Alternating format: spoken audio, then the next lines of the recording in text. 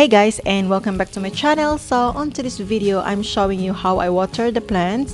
So ingon ani siya pagbubo sa plants, ako lang siyang gimanual ug bubo, and nami water hose diri sa balay, but gusto lang na ako nga i-manual siya bubo. And if makita nimo, naa siya mga gagmay nga beans kay during the time nga nag sudden freezing temperature diri nangamatay ang among ubang beans. So, ingon ani siya. So, pasensya na guys. Gusto lang ko magbisaya ani nga video. And I might put some subtitles if you want to. But this is just like showing the garden. The little garden. So, muna siya kadagko.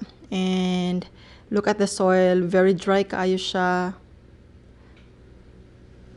Napadjud siya mga sagbot-sagbot sa gilid.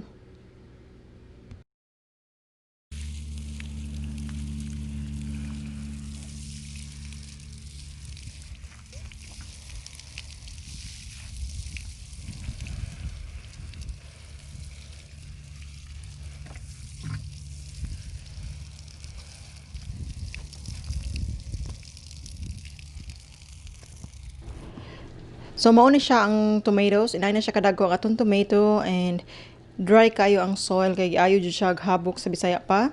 So, muna siya kadagko. Ang sa gilid na siya mga eggplant pod. But some of it, we planted in the soil directly. And some we put in the pot.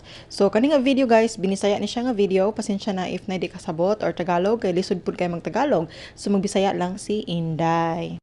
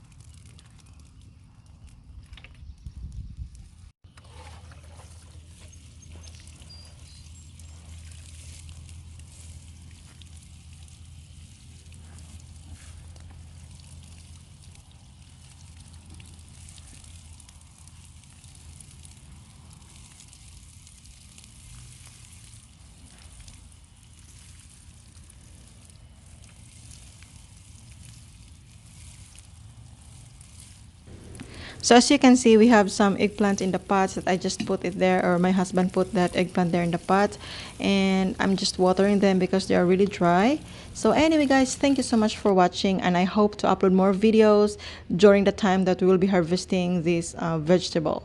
Thank you so much, and bye!